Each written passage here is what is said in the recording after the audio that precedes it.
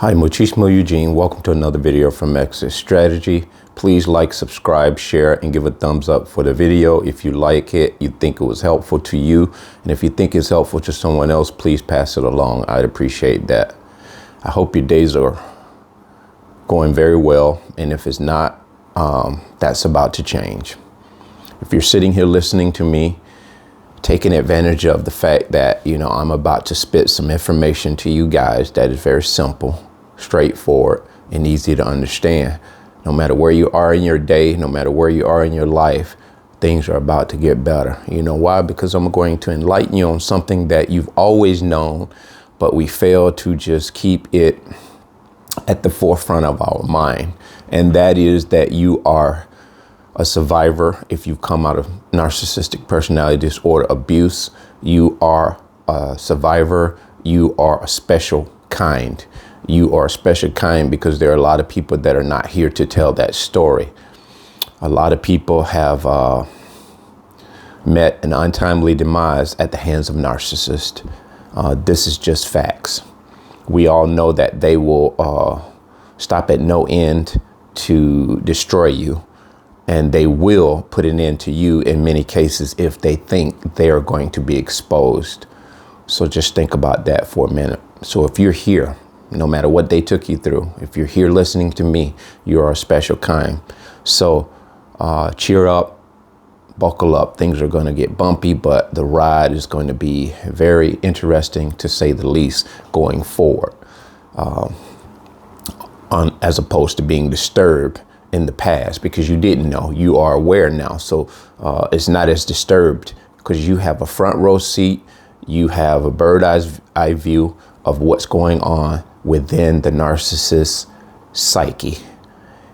They don't know what you know. They are always being sidetracked by the element of surprise. There are no surprises if you are awakened to this abuse. We see some things that we're not looking for, things that we see are things that most people wish they could see. And that is because God's divine intervention is giving you the ability to both interpret, observe, and go on to actually pass that information, use it in your life, and go on to pass it off to other people. And these things sound off the wall to a lot of people who can't connect with it, who can't embrace it wholeheartedly for the sake of either being trauma bonded or having grudges or having a deep-seated hostility towards the narcissist. These are emotions. They sidetrack you. They blind you to the education and the insight that God is so fortunate to give us. And how he gives this to you is because of the experience. The experience that you've gone through serves you. It serves you now, because you can look back at that and use the education that a lot of us are putting down. You can go through the academics of it, what a narcissist is, and you use that in conjunction with the experience that you've had.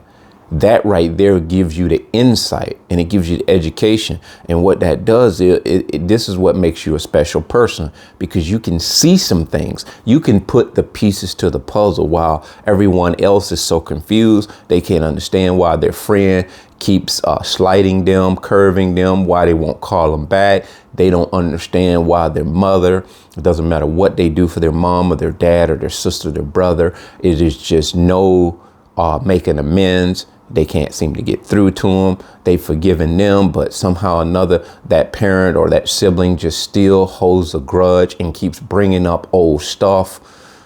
People in our world at large are so perplexed as to what they're going through. And let me show you something. They're going to counselors, therapists. They're talking to their girlfriends, their guy friends at the bars about all of these things that they're going through. And it's just a rehashing, and it's a soap opera over and over and over again. And a lot of times when these people are confiding in these friends and girlfriends and coworkers and guys at the bar, they are confiding in the very enemy that they're being destroyed by. They're being destroyed by the narcissist's wife at home, but he's at the bar talking to his buddy about his narcissist wife. Although he doesn't know she's a narcissist, he's just bearing his soul to who he thinks is his buddy, but his buddy is a narcissist as well. So what his buddy is doing is leveraging and sponging this information and this knowledge that he's being given, and he's using that as leverage and waiting for his buddy to be out of town or at work. And what does he do? He sneaks over to his buddy's wife's house. And this is how he would do it. He'd be like, yeah, he's my buddy. And, I've been telling him, you guys should work it out. And what he does is breadcrumb the narcissist's wife. And this is when you have a situation where two narcissists collide, but they don't know they're colliding. And so what they're doing, they're in bed together, physically, metaphorically, the whole nine. And so what this buddy ends up doing consequently is getting involved intimately behind his buddy's back, fake buddy anyway, the narcissist is, and sleeps with his narcissist wife. And what will happen is they'll end up going on to be a pair, and thereby outing and excommunicating the victim, the husband, out of the equation. You've heard it many times. I've heard a lot of women tell me, their girlfriend ran off with their husband. And I've had a few guys tell me my girlfriend ran off with my best friend. This is why you're a special person. You are special because now your day got better. You don't have to sit around, poor me, poor me.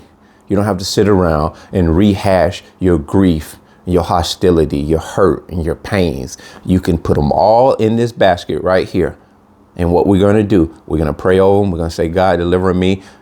Take these things and you put them wherever you need to put them in a sea of forgetfulness, because now I understand why I went through what I went through.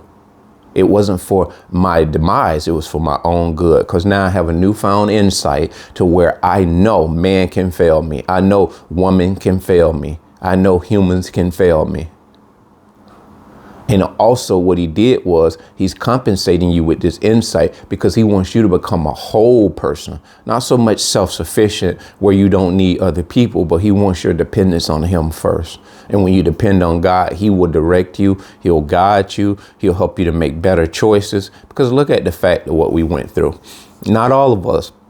Some of us were doing the devout thing. We were doing the divine thing. We were living our life. We were doing the very best we could. And we met these people and we continued to be that person. But what we don't know or don't understand, or we should understand now, our intuition was telling us, our spiritual intuition was even telling us before we actually went and said, I do. We had opportunities where things just didn't line up, but we didn't know. For the sake that we're empaths and we're chosen ones, we went at that thing thinking things would improve. See, what we have to understand now, things need to improve before we invest more in it. If a business is not doing well, you keep dumping money in it. And this is just an analogy. People are not a business, but this is the way the narcissist looks at you. When they see no returns, immediate returns, instant returns, they dump you. They dump the stock like Martha Stewart. They'll dump you faster than Martha Stewart dumped that stock. And so the thing, because they got inside trading, the inside trading they have is all the intel that you gave them. So now looking back, in order that it help propels you forward with a newfound insight, this is why you're a special person. That being said, bless.